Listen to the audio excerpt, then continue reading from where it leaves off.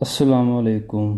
Video دیکھنے سے پہلے ہمارے چینل سیفی انفو اسٹوری کو لازمی سبسکرائب کریں تاکہ ہر نئی آنے والی ویڈیو آپ تک لازمی پہنچ سکے۔ کھانے کے بعد برتنوں کو انگلیوں سے صاف کرنے سے رزق بڑھتا ہے۔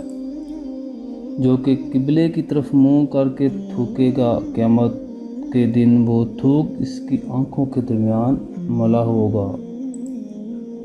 دسترخوان پر سے گرے ٹکڑے اٹھا کر کھانے والا کبھی جنون اور جرائم کی بیماریوں میں مبتلا نہ ہوگا۔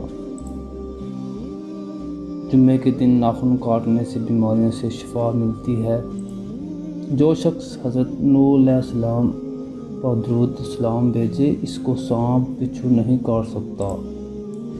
جنت میں ایک نہر ہے جس کا نام ہے، جو شخص اس کی آواز سنتا چاہے وہ اپنے دونوں کانوں میں انگلیاں ڈال کر سن لے۔ یہ حضرت عائشہ صدیقہ رضی اللہ عنہا کی روایت ہے۔ زیتون کی مالش کرنے سے شیطان 40 دن تک دور بھاگتا ہے۔ جو شخص نہار میں 7 عدد کھجور کھائے گا، اس پر کبھی جادو اثر نہیں کرے گا۔ جو چیز یقین کامل کے ساتھ اللہ کے سپرد کر دی جائے وہ کبھی چوری نہیں ہوتی۔ جو دن میں گناہ نہیں کرتا، اسے رات میں مصلی پر کھڑے ہونے کی توفیق ملتی ہے۔ جو دن میں گناہ کرے گا وہ رات کو تہجد نہیں پڑھ سکتا۔ پاؤں سن ہو جائیں تو درود پاک پڑھنے سے فوراً ختم ہو جاتی ہے۔ والدین کی طرف دیکھنے سے نظر میں اضافہ ہوتا ہے۔ بھولی ہوئی چیز کو یاد کرنے کے لیے درود شریف پڑھے۔ سانپ دانتوں سے ڈستا ہے اور انسان آنکھوں سے، اس لیے ہمیشہ اپنی آنکھوں کی حفاظت کرے۔